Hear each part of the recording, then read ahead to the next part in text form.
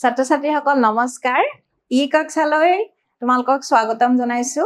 মই জিন্তিমণি ৰাজবংশী তোমালোকৰ মাজলৈ নতুন ভিডিও এটিলৈ আকৌ আহিছো ছাত্ৰ-ছাত্ৰীসকল আজিৰ ভিডিওটিত আছে তোমালোকৰ ষষ্ঠ শ্ৰেণীৰ সমাজ বিজ্ঞানৰ পাঠ্যপুথি সমাজ বিচিত্ৰা স্বদেশ বিদেশৰ সমাজ পৰিচয় আৰু এই পাঠ্যপুথিখনৰ পাঠ নম্বৰ 9 আৰু 9 নম্বৰ পাঠত আছিল প্ৰাচীন ভাৰতৰ ৰাজবংশ আৰু সমাজ ছাত্ৰ-ছাত্ৰীসকল আজি আমি এই পাঠটিৰ 11 নম্বৰ অংশ আলোচনা কৰিম আৰু আজিৰ অংশটিত মূলত আমি আলোচনা কৰিম তোমালোকৰ সমাজ বিজ্ঞানৰ যিখন কৰ্মপুথি আছে তাত থকা অনুশীলনীসমূহ আজিৰ অংশটিত আলোচনা কৰিম কৰ্মপুথিখনৰ অংশসমূহ ছাত্ৰ-ছাত্ৰীসকল আহাচোন আমি আৰম্ভ কৰো কোন প্ৰথমে 1 নম্বৰ প্ৰশ্ন আৰু 1 নম্বৰ প্ৰশ্নত আমাক কি কৈছে শুদ্ধ শব্দটোত ৰাইট চিন দিব দিছে শুদ্ধ শব্দটোত ৰাইট চিন দিব দিছে মানে হয়তো তাত কি আছে দুটা শব্দ থাকিব এটা ফুল এটা শুদ্ধ আমি কি কৰিব লাগিব যেটো শুদ্ধ হয় তাত ৰাইট দিম বাক্যটো পঢ়ো আহা ক নম্বৰ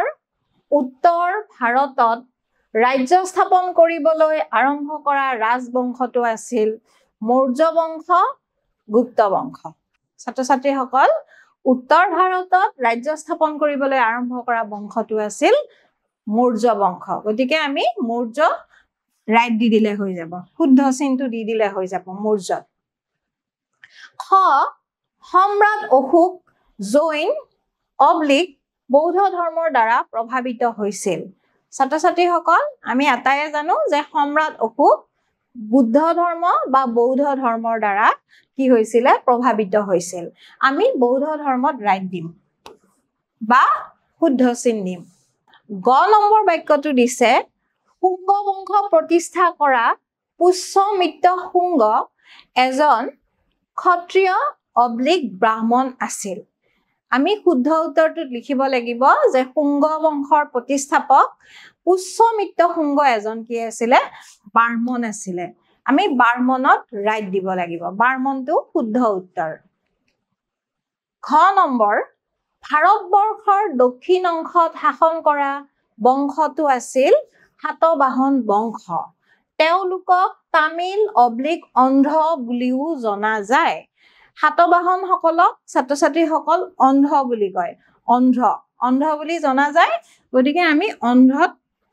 শুদ্ধ চিন বা ৰাইট চিন দিব লাগিব উম নম্বৰ ভাৰত ভ্ৰমণলৈ অহা চীনা পৰিব্ৰাজক হিউৱেন চাঙে সমুদ্ৰ বৰ্মন অবলিক ভাস্কৰ বৰ্মনৰ আমন্ত্ৰণ ক্ৰমে অসমলৈ আহিছিল মানে ছাত্ৰ-ছাত্ৰীসকল চীনা পৰিব্ৰাজক হিউৱেন চাং কাৰ সময়ত অসমলৈ আহিছিল আমি শুদ্ধ উত্তৰ হিচাপে দিব লাগিব ভাস্কৰ বৰ্মনৰ আমন্ত্ৰণ ক্ৰমে অসমলৈ আহিছিল ভাস্কৰ বৰ্মনত শুদ্ধ চিন বা ৰাইট চিন দিব লাগিব 2 নম্বৰ প্ৰশ্ন দিছে ক অংশত লেখকৰ নাম আৰু খ অংশত তেওঁলোকে লিখা গ্ৰন্থবোৰৰ নাম দিয়া আছে দুইটা অংশ আমি মিলাব লাগে ক অংশৰ লগত খ অংশ মিলাব লাগে ছাত্ৰ-ছাত্ৰীসকল ক অংশত প্ৰথমতে দিছে কৌটিল্যই লিখা গ্ৰন্থখনৰ নাম কি আছিল ছাত্ৰ-ছাত্ৰীসকল অৰ্থশাস্ত্ৰ আস্তানি মিলাব লাগিব কৌটিল্যই লিখিছিল কি অৰ্থশাস্ত্ৰ কালিদাসে লিখা গ্ৰন্থখন হৈছে অভিজ্ঞানম শকুন্তলম এইখনত আমি মিলাই দিব লাগিব গদ আছে মানে 3 নম্বৰত আছে বিশাখা দত্ত ছাত্ৰ-ছাত্ৰীসকল বিশাখা দত্তই লিখিছিল মুদ্ৰা ৰাক্ষস নামৰ এখন গ্ৰন্থ আমি মিলাই দিছো বানভট্টই লিখিছিল হৰ্ষচৰিত ছাত্ৰ-ছাত্ৰীসকল আৰু শেষত দিছে মহাভাৰত লিখিছিল ব্যাসদেৱে এনে ধৰণে তোমালোকে আস্তানি মিলাই লব পাৰা ছাত্ৰ-ছাত্ৰীসকল পৰৱৰ্তী প্ৰশ্ন 3 নম্বৰ প্ৰশ্নত দিছে তলত প্ৰাচীন ভাৰতৰ কেইজনমান শাসকৰ নাম দিয়া আছে তোমালোকে নামসমূহ তলত দিয়া সময়ৰেখাডালত সময়ানুক্ৰমিকভাৱে লিখা এডাল সময়ৰেখা দেখুৱাই দিছে তোমালোকক আৰু তেখেতসকলে সেই ৰজা 4 গৰাকীৰ নাম দিছে ভাস্কৰ বৰ্মন চন্দ্ৰগুপ্ত মৌৰ্য সমুদ্ৰগুপ্ত আৰু অশোক এই চাৰিগৰাকী ৰজাই কেতিয়া শাসন কৰিছিল বা আটাইতকৈ পুৰণি মানে আগতে কোন গৰাকী শাসন কৰিছিল সেই আগতে শাসন কৰাৰ পৰা পিছলৈ আমি কি কৰিব লাগিব সময় ৰেখাডালত সজাব লাগিব ছাত্ৰ-ছাত্ৰীসকল সময় ৰেখাডাল তোমালোকে নিশ্চয় পাইছা দুটা ভাগত বিভক্ত থাকে ইয়াতে ভাগ দুটা মই দেখাই দিছো আমি এইখিনি মানত যদি ধৰো কি হ'ব এইফালে আমি কি কৰিব পাৰো এইফালে খ্ৰীষ্টাব্দ বুলি ক'ব পাৰো খ্ৰীষ্টাব্দ বুলি মই লিখি দিছো ছাত্ৰ-ছাত্ৰীসকল খ্ৰীষ্টাব্দ আৰু এইফালৰ খিনি মই দেখুৱাইছো ছাত্ৰ-ছাত্ৰীসকল এইফালৰ খিনি তোমালোকক দেখুৱাইছো খ্ৰীষ্টপূৰ্ব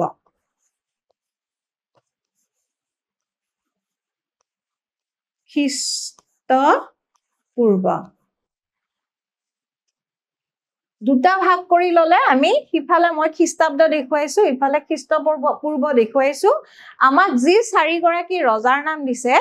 তাৰে ভিতৰত আটাইতকৈ পুৰণি মানে আটাইতকৈ আগতে শাসন কৰিছিল ইয়াত দিয়া ৰজা কেইগৰাকীৰ ভিতৰত তেখেত আছিল চন্দ্ৰগুপ্ত মৌৰ্য তেখেতৰ শাসনৰ সময় খ্ৰীষ্টপূৰ্বত আছিল ছাত্ৰ-ছাত্ৰীসকল তাৰ পিছত আমি লিখিব লাগিব অশোকেও কি কৰিছিল খ্ৰীষ্টপূৰ্বৰ সময়তে কি কৰিছিল মানে যীশু খ্ৰীষ্টৰ জন্মৰ আগতেই তেখেত কি আছিলে ৰজা আছিলে তাৰ পিছত আহিলে খ্ৰীষ্টাব্দত আমি দেখুৱাব পাৰো সমুদ্ৰগুপ্ত আৰু ভাস্কৰ বৰ্মন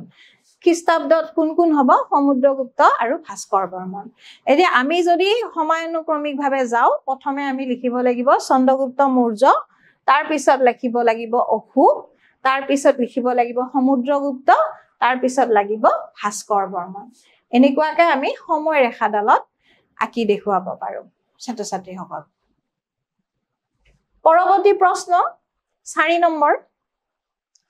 প্ৰাচীন অসমৰ সমাজ ব্যৱস্থা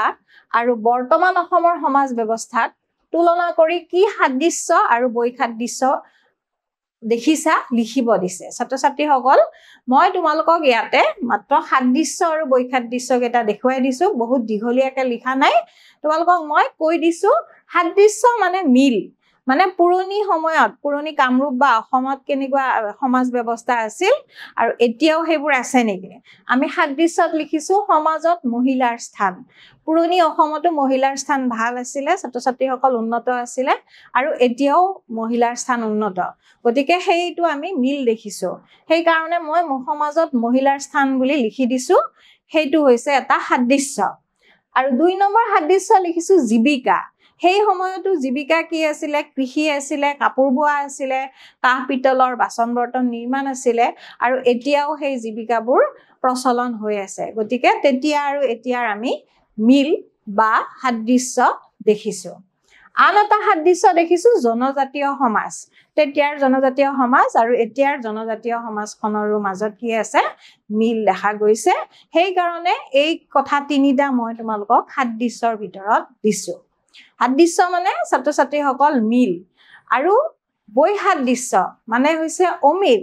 কি অমিল পালো আগতে কেনেকুৱা আছিল আৰু এতিয়া কেনেকুৱা ছাত্ৰ-ছাত্ৰীসকল বৈসাদৃশ্যৰ ভিতৰত আমি লিখিব পাৰো প্ৰশাসনীয় ব্যৱস্থা ছাত্ৰ-ছাত্ৰীসকল আগতেতো ৰজাই শাসন কৰিছিল নহয় জানো কিন্তু এতিয়া ৰজা নাই এতিয়া প্ৰশাসনীয় ব্যৱস্থা সলনি হৈছে হেইহে সমাজ ব্যৱস্থাত হেইটো আমি কি দেখিছো অমিল হিচাপে বা বৈসাদৃশ্য হিচাপে দেখিছো আৰু বৰ্ণ ব্যৱস্থাও আছিল 4টা বৰ্ণৰ কথা পাই আহিছিলো আমি সেই 4টা বৰ্ণ ব্যৱস্থা আছিল পুৰণি সমাজত কিন্তু ছাত্ৰ-ছাত্ৰীসকল এতিয়া যদি আমি লক্ষ্য কৰো বৰ্ণ ব্যৱস্থা কিন্তু বৰ কটকটীয়াকে নাই হেইহে আমি এই দুটা বৈসাদৃশ্য হিচাপে দেখুৱাব পাৰো ছাত্ৰ-ছাত্ৰীসকল এনে ধৰণে তোমালোকে সাদৃশ্য আৰু বৈসাদৃশ্যবোৰ লিখিব পাৰা 5 নম্বৰ তলৰ বাকচটোত কেইখনমান প্ৰাচীন ভাৰতৰ নগৰ ৰাজ্য আৰু ৰাজধানীৰ নাম দিয়া আছে ভাৰতৰ মানচিত্ৰখনৰ উপযুক্ত স্থানত সেইবোৰ চিহ্নিত কৰিব লাগে নগৰ বা ৰাজ্যৰ ৰাজধানী এনেকে দিছে নগৰখন কি দিলে তোমালোকক বাকচত দি দিছে পাটলিপুত্ৰ কলিংগ মাদুৰাই পাক জ্যোতিষপুৰ এতিয়া ছাত্ৰ-ছাত্ৰীসকল এখন ভাৰতৰ মানচিত্ৰ এই মানচিত্ৰখনত কি কৰিব লাগিব আমি দেখুৱাই দিব লাগিব আৰু মই বাকচত দিয়া তোমালোকৰ নগৰ আৰু নগৰৰ নাম বা ৰাজ্যৰ নামবোৰ মই ক খ গ ঘ হিচাপে চিহ্নিত কৰি দিছো মই ক নম্বৰত কি দিছো পাটলিপুত্ৰ ৰাখিছো আৰু ক নম্বৰৰ পাটলিপুত্ৰখন ছাত্ৰ ছাত্ৰীসকল মেপত ইয়াত দেখুৱাই দিছো এইখন তোমালোকে চাই লবা পাটলিপুত্ৰখন তোমালোকে ক'ত দেখিবা মই চিন দি দিছো এইখন ক নম্বৰ পাটলিপুত্ৰ মেপত চাই লবা তোমালোকে খ নম্বৰ হৈছে কলিংগখন ছাত্ৰ ছাত্ৰীসকল এইখিনিতে কলিংগখন আছে গ নম্বৰ মাদুৰাই হৈছে ছাত্ৰ ছাত্ৰীসকল এইখিনি চিন দি দিছো তোমালোকক গ হিচাপে দেখুৱাইছো মেপত লিখা যিহেতু অসুবিধা ঘ নম্বৰ আছে প্ৰাগজ্যোতিষপুৰ এইখন অসমৰ পুৰণি নাম ছাত্ৰ ছাত্ৰীসকল প্ৰাগজ্যোতিষপুৰ এনেকে তোমালোকে চিন হিচাপে বা নাম এনেকে ক খ গ ঘ কৰি পেলাই তোমালোকে মানচিত্ৰখনত দেখুৱাই দিব পাৰা ছাত্ৰ ছাত্ৰীসকল আজিৰ ভিডিঅ'টি তেনেহলে সামৰিব লাগিব নতুন ভিডিঅ'লৈ মই আকৌ তোমালোকৰ মাজলৈ আহিম আজিলৈ এৰিছো ধন্যবাদ